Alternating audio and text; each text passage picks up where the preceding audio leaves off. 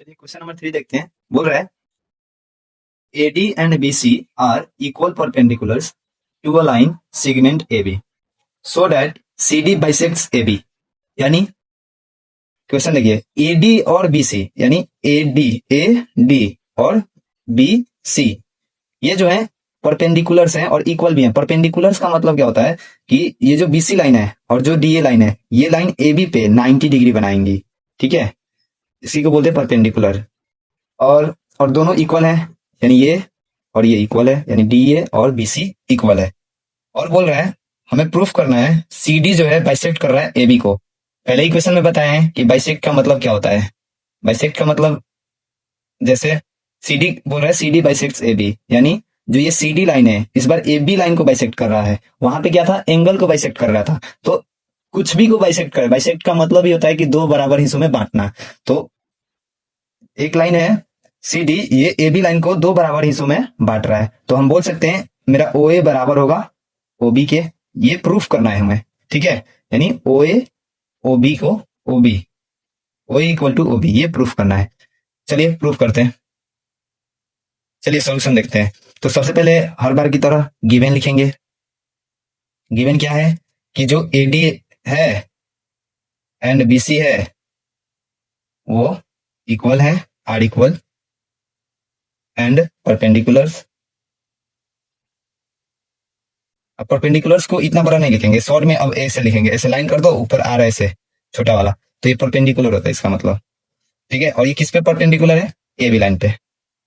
ठीक है, perpendicular to AB, यानी मैथमेटिकली हम लिख सकते हैं AB बराबर BC। ठीक है, एंड एंगल CBO या OBC इक्वल है एंगल OAD के। ये कैसे, 90 डिग्री। इसी लाइन को हम मैथमेटिकली ये लिख दिए। ठीक है, अब आते हैं टू प्रूफ। हमें प्रूफ क्या करनी है, हमें प्रूफ करनी है कि जो CD है यानी ये लाइन CD AB को बाइसेक्ट कर रहा है, यानी CD बाइसेक्ट्स AB। इसका मतलब क्या हुआ, यानी मैथमेटिकली हम इसको क्या बोलेंगे कि जो OA है OA लाइन यानी OA इक्वल होना चाहिए OB के। सिंपल। ठीक है, अब आते हैं प्रूफ में। तो देखिए इस बार हमें साइड बराबर करने हैं, ये दोनों साइड बराबर करनी है। तो अगर हम इन दोनों ट्रायंगल को ले लें, इसको और इसको, जिसपे हम स्टार मारे, अगर इनको हम कॉन्ग्रुएंस प्रूफ कर दें तो सीधी से बोल सकते हैं कि ये दोनों लाइन बराबर होंगी। ठीक है, अब कॉन्ग्रुएंसी में कौन सा रूल लगेगा आप सोचिए, पहले सोच लिए। देखिए हम बताते हैं, पहले देखिए बता देते हैं उसके बाद लिखेंगे। ये जो एंगल है, रेड पेन का यूज करते हैं, ये जो एंगल है इस एंगल के बराबर होगा। क्यों, जब दो लाइन इंटरसेक्ट करती हैं तो वर्टिकली अपोजिट एंगल इक्वल होता है। ठीक है, और ये एंगल के बराबर है क्योंकि 90 डिग्री है, क्वेश्चन में ही बोला है। तो एंगल हो गया, अगर एक साइड मिल जाए तो हो जाएगा काम, वो भी गिवन ही है। देखिए एंगल और ये जो साइड BC है वो AD के बराबर है। क्यों, क्योंकि ये दोनों परपेंडिकुलर जो है वो इक्वल है, यहाँ पे लिखा हुआ है। AB जो है AD जो है, सॉरी यहाँ AD जो है BC के बराबर है। ठीक है, तो अब देखिए हम क्या लिखते हैं। इन ट्रायंगल, पहले भी बोले थे जिन ट्रायंगल को कॉन्ग्रुएंस प्रूव करना होता है उसको ही ऊपर लिख लेते हैं, triangle OBC and triangle OAD। इसमें क्या है कि जो मेरा एंगल BOC है वो इक्वल है एंगल AOD के। BOC AOD के बराबर है। क्यों, यहाँ बताना बहुत जरूरी होता है, वर्टिकली अपोजिट एंगल्स। ठीक है, आई होप आपको पता होगा वर्टिकली अपोजिट एंगल्स। उसके बाद ये एंगल इसके बराबर है, तो इस एंगल का नाम क्या है, यहाँ पे ऑलरेडी लिखे हुए हैं वही लिख देते हैं। एंगल OBC इक्वल है एंगल OAD के, और ये किसके बराबर है, 90 डिग्री के बराबर है। ठीक है, और एक चीज BC जो है यानी साइड BC वो AD के बराबर है। तो मेरा BC जो साइड है वो AD के बराबर है, यानी क्या हुआ, एंगल साइड है ना।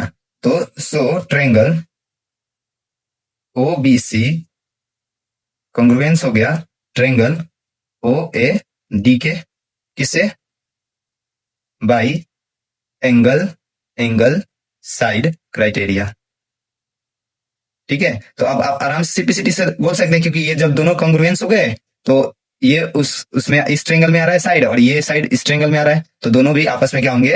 बराबर होंगे। तो सो ओ ए बराबर O B by CPCT. ठीक है, तो हम बोल सकते हैं hence C D bisects A B. देखिए, ये बोलने का मतलब ही होता है, यानी C D bisects A B का मतलब हुआ कि जो साइड सी डी है वो ए बी को दो बराबर हिस्सों में बांटेगा, यानी एक हिस्सा ये होगा और एक हिस्सा ये होगा। ठीक है, तो अब इतना अगर हम इस ट्रायंगल में प्रूफ कर दें कि ये साइड और ये साइड आपस में बराबर है, तो ये जो लाइन सी डी है वो ए बी को क्या करेगी? बाइसेक्ट करेगी। सिंपल। ठीक है, आई होप आपको मेरा सोल्यूशन पसंद आया होगा। ये क्वेश्चन नंबर 4 देखते हैं। कह रहा है L and M are two parallel lines intersected by another pair of parallel lines P and Q, so that triangle ABC congruence to triangle CDA। यानी जो लाइन L है और जो लाइन M है ये आपस में पैरेलल है, और जो लाइन P है और जो लाइन Q है ये आपस में दोनों पैरेलल है। ठीक है, और बीच में ट्रायंगल बन रहा है, यानी यहां मिला दे ये लाइन, तो ABC और CDA इन्हीं दोनों ट्रायंगल को हमें कॉन्ग्रुएंस प्रूफ करना है। ठीक है, तो देखिए क्या कह सकते हैं। पहले तो सबसे पहले हर बार की तरह गिवन गिवन क्या है? L line parallel to M line and P line parallel to Q line. ठीक है, टू प्रूफ हमें प्रूफ क्या करना है? हमें प्रूफ करना है कि इन दोनों ट्रायंगल को कॉन्ग्रुएंस कीजिए। ठीक है, ट्रायंगल ए बी सी को कॉन्ग्रुएंस करना है ट्रायंगल सी डी ए से। ठीक है, चलिए प्रूफ में आते हैं। प्रूफ में देखिए, थोड़ा ध्यान दीजिएगा। इस बार क्या है, ये अगर L और M पैरेलल है, ठीक है, L और M पैरेलल है, और ये जो लाइन AC है इसको अगर ट्रांसवर्सल माने तो हम बोल सकते हैं जो एंगल मेरा ये होगा, यानी इसको 1 मान लेते हैं, एंगल 1 जो होगा वो एंगल 3 के बराबर होगा। ठीक है, इसको 3 मान लेते हैं, इसको 2 मान लेंगे, इसको इसको 2, इसको 4, ऐसे मान लिए।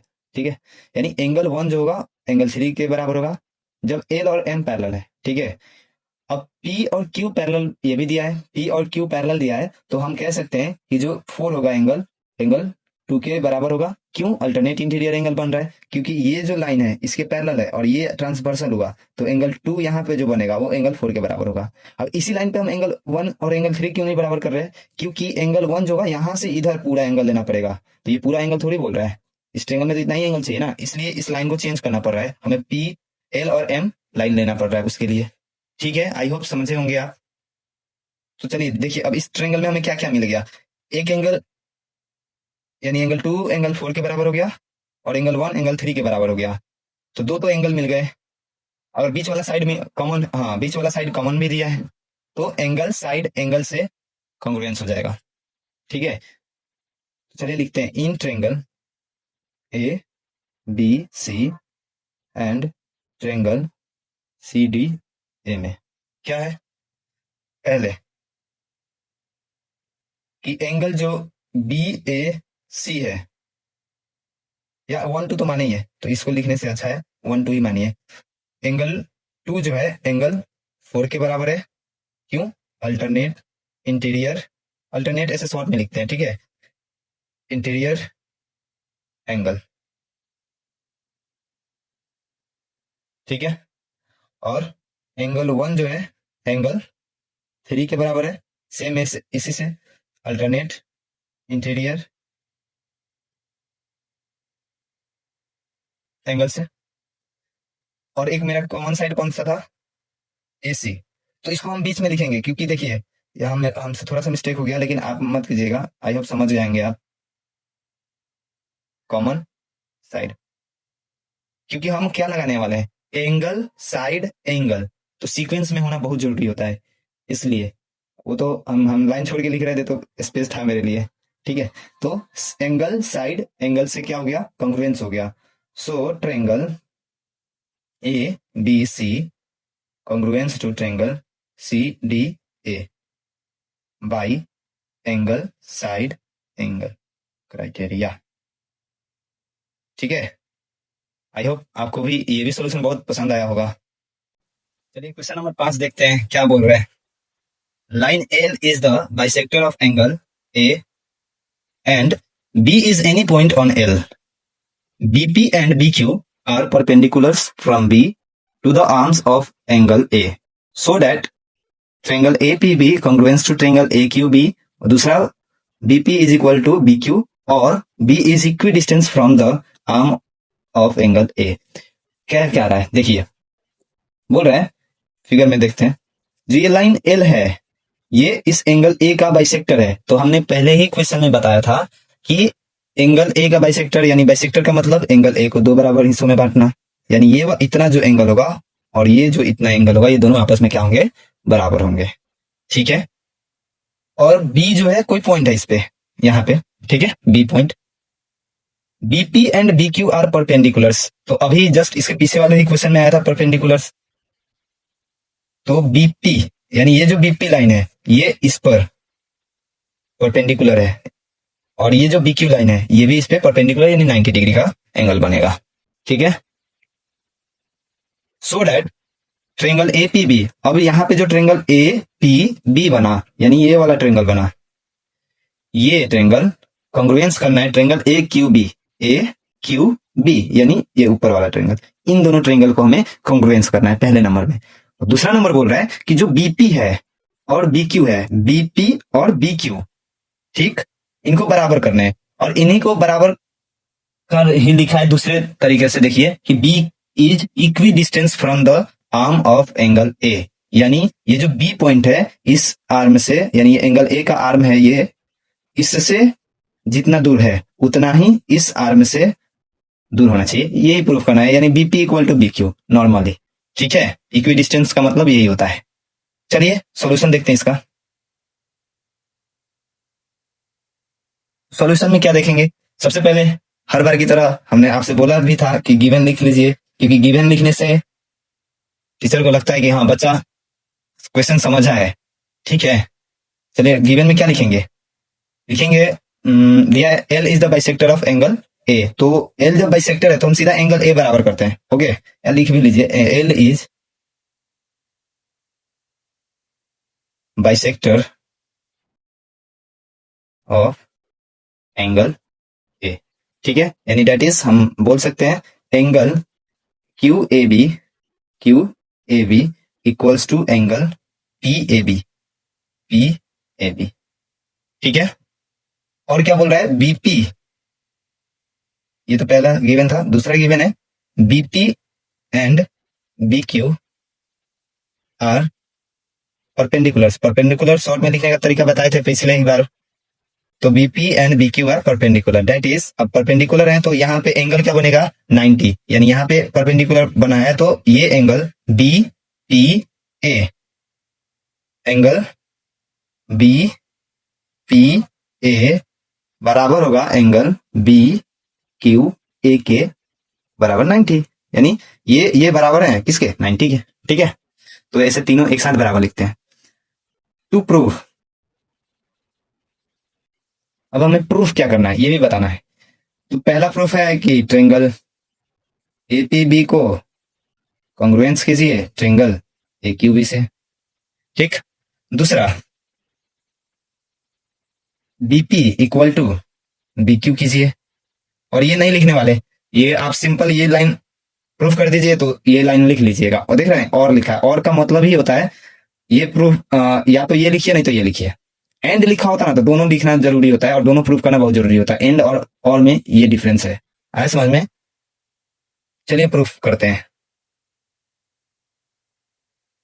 प्रूफ, तो हमें सबसे पहले ट्रायंगल कॉन्ग्रुएंस करना है। अगर ट्रायंगल्स कॉन्ग्रुएंस हो जाएंगे तो ये तो ऑटोमेटिकली हो जाएगा, क्योंकि अगर ये दोनों ट्रायंगल कॉन्ग्रुएंस करते हैं तो इन्हीं के साइड आ रहे हैं ये, ठीक है, तो सीपीसीटी से ये बराबर हो जाएंगे। तो सिंपल, हमें हर हाल में कैसे क्या करना है, इनको कंग्रुएंस करना है। तो कंग्रुएंस के लिए क्या रूल लगाए यहाँ पे, हमें तो दिख गया, आपको दिखा, चलिए बताते हैं हम। एक एंगल ये है, इस ट्रायंगल में ये एंगल इसके बराबर है, एक एंगल मिला, और ये एंगल इसके बराबर है, दो एंगल हो गए, यानी एंगल एंगल हो गया। और ये जो बीच वाला ये लाइन है, ए बी लाइन है, ए बी लाइन, ये कॉमन ही है क्योंकि दोनों ट्रायंगल में आ रहा है। जो दोनों ट्रायंगल में आता है वही उसी को कॉमन लिखा जाता है, ठीक है। तो ये लाइन जो है दोनों में कॉमन आ रहा है। एंगल भी कॉमन आता है, वो कभी आएगा एक क्वेश्चन तो उसमें बताएंगे कि एंगल भी कॉमन कैसे लिखा जाता है। और यहाँ पे 2 बार 3 बार शायद यूज हो गया कि कॉमन साइड, वही ए बी जो है कॉमन है, ठीक है। तो हम क्या बोल दिए, एंगल एंगल साइड से, किससे, एंगल एंगल साइड से दोनों ट्रायंगल कॉन्ग्रुएंस हो गए। चलिए लिख देते हैं अब, इन triangle A P B and triangle A Q B, क्या है, पहले एंगल जो ये लिखेंगे क्योंकि एंगल साइड, ऐसे sequence wise, angle angle side. तो एंगल ये क्या लिखे थे यहाँ पे angle P B P A बराबर एंगल बी क्यू ए, इस एंगल का नाम बी क्यू ए और B P A, B P A equal to angle B Q A, कैसे, 90 से, ठीक है, 90 डिग्री है। और दूसरा एंगल क्या हो गया, ये वाला जो कि यहाँ पे अभी गिवन में ही है, यानी angle P A B equal to angle Q A B, ये गिवन है, गिवन में लिख दिए, ठीक है। और एक तीसरा side A B equal to A B, common, ठीक है, common side, okay. So triangle A P B congruence हो गया ट्रायंगल ए क्यू बी के, किससे, बाई एंगल एंगल साइड से। हेंस